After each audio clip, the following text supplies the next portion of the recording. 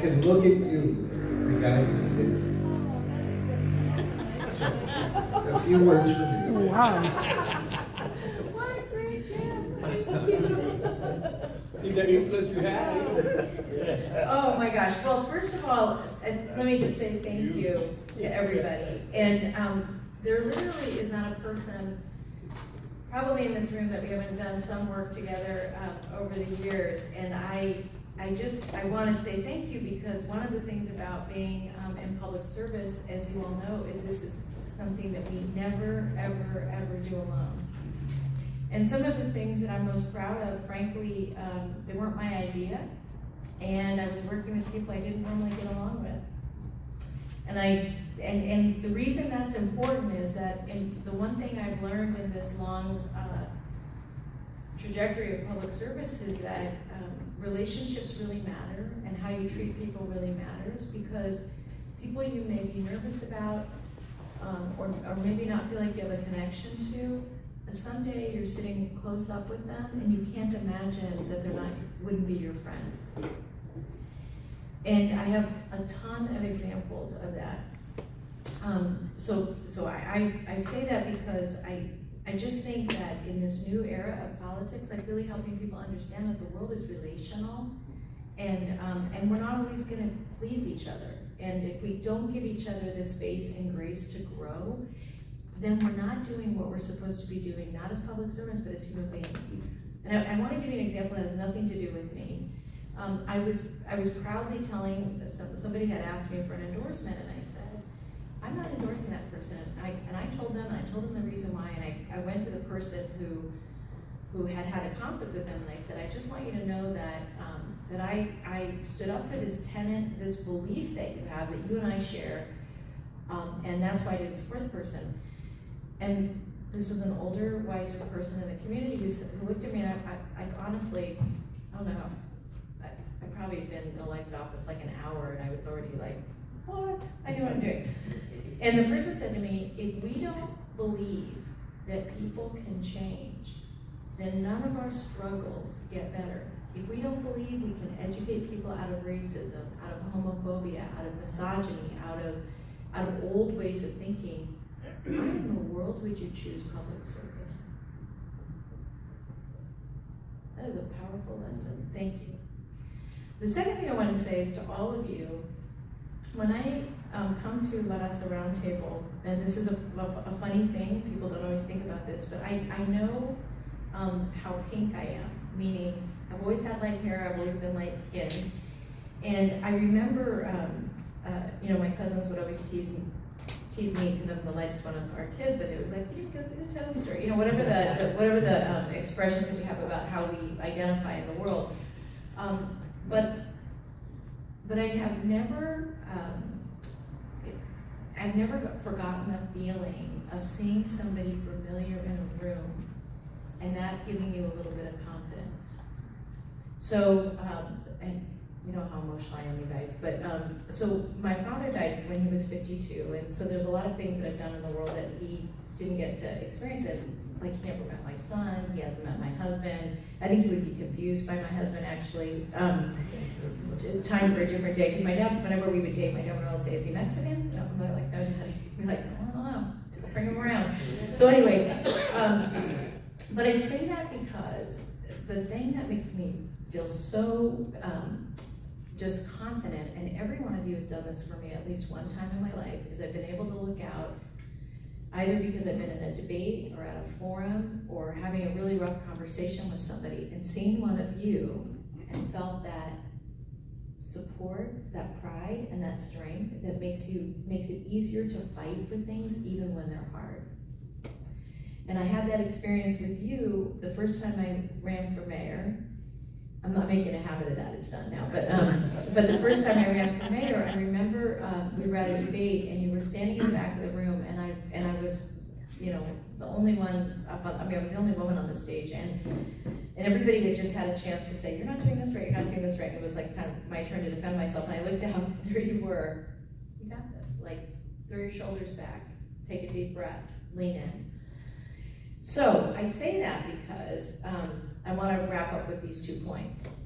One is that it is very hard for, especially for women, to learn how to say, I'm good at something, I excel at something, and to be able to say, here are all the things that I've done, right? As I was running for mayor, I remember just saying, oh my gosh, if I say I one more time, I'm just gonna poke my own eyes out.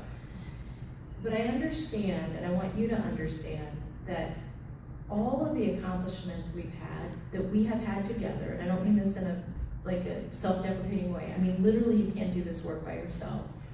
I have always wanted to come back here to all of you and say, we protected 2 hospitals, we're buying a 3rd, right? That we passed an $950 million housing bond, and by the way, it's building more housing than we anticipated, and through that program, when we're done, we're gonna have housed 15,000 formerly homeless people. That, in fact, we were the first city and the first county in the country to offer every child health insurance before it was a national trend. That, in fact, the way we responded to COVID was absolutely shaped by the common experiences, by the way, of our board, including Dave, that when we had murders in our jail, that actually Dave made us do a task force. When I say made, I mean that meant it was his idea and I was on the task force. But and that we have fundamentally changed the way the jail runs. That we, and we're not done, and I say all this, I could go on and on and on. I only say that because I want you to understand that these are family accomplishments. We became the first county to disallow the sale of leaded avgas at our municipal airports. People around the country are fighting to do that now. Do you know how many children are impacted by that? 3 million children. 3 million children are being poisoned every day by lead. And the work that we did as a county and that we did as a community, which I never could have done alone. I followed Blanc, I followed Zoe. And I'm sharing that because I want you to understand that I wanted you to be proud, and I've been trying to learn how to be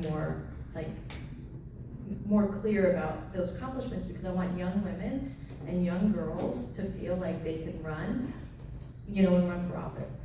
So, and let me just wrap up with this last point, and then I'm going to tell you about New Mexico. The other thing I've learned over my 40 years is that we do not create grace for each other, allow each other to act inappropriately, maybe have a bad idea, maybe not be thinking about the world that way, and I'm saying this for leaders in our community, that I believe our community would be so much further ahead if people didn't stay mad at each other for things they can't even remember. And that has not been a part of my personal culture. My mom says it's because I have a bad memory. I don't always remember when people are inappropriate. But I will say this, that some of the biggest accomplishments I've had were with people that I was previously an opponent to. One of them is Dave Cortese. And what Dave and I were able to do in the county, phenomenal. But because we created grace for each other, built trust, and built a meaningful relationship, I have such pride in that friendship, but also in what I've learned from him, and all the things I would have missed out on. So I say that because as you all continue forward, it is the thing I worry most about with our community rising up and sticking up for itself, is that we don't create enough space for each other to have a disagreement and then not be able to get back in communication with each other, right?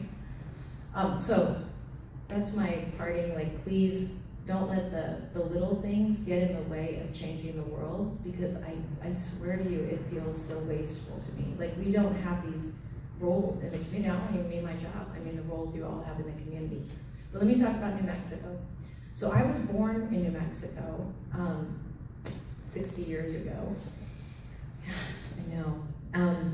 And when I lost the mayor's race, I was really wanting to still do public service, and a lot of the offers I got were amazing offers, and they were all in the private sector. And they were all with a lot more money than I would ever make, blah, blah, blah. But I kept looking for what could I do in a local government way. And the reason I was so interested in local government is I believe that there are so many people in the world that distrust institutions and don't know if they believe in journalism anymore, whatever, I mean, a lot of distrust in the world, that the one place I think we can win back trust is at a local level. Because people know their local police officer, they know their water district person, they know their mail carrier, like, and all of that feels local to people. So can people see themselves in government? Does it reflect their values? Does it reflect the community? Does it respond as if they were serving their own family? I've always wanted that, and as an elected official, I've pushed organizations to do things they do not want to do, right? No.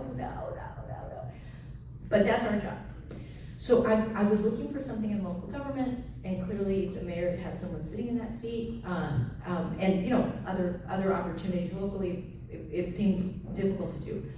So I got headhunted by somebody to apply for the San Diego seat, and that was just a nightmare, which I would tell you over cocktails. But I then got on the national website for counties, and I saw New Mexico pop up. And again, since I was born there, I was like, what? So I'll be the county executive for Bernalillo County in Albuquerque, New Mexico.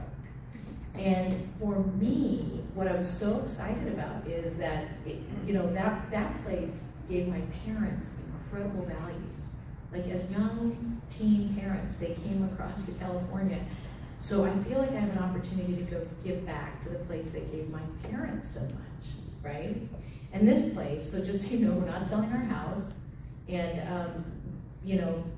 Brennan is still confused about why we have to fix it up to rent it and make it nicer than when we lived in it.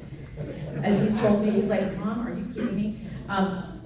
Anyway, and so I'm not selling my house because I want to come back and grow old with all of you. But I am really excited about spending time there, as my mom still lives there. And I'll just wrap up with this last point about applying for this job. So when I applied for the job, they made it public when the hearing was. And I was sitting in front of the Board of Supervisors, the county commissioners, and I'm listening to one of the folks who is applying for the job, also really, really sharp, young guy, an economic development kind of genius, and I'm listening to him.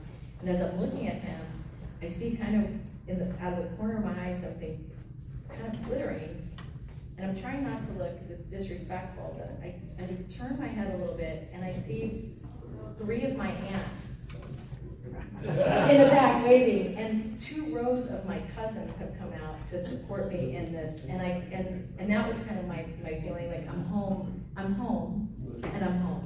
So thank you, and thank you. This was lovely. What a kind gift, and especially just right. Thank you, and I apologize. I have to go to Amigos after taking all that time, but thank you for letting me be with you.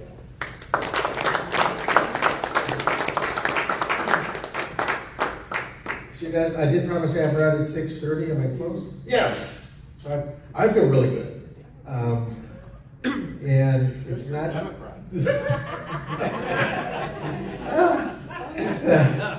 I'm not sure I'm going to live that down. The day after picture.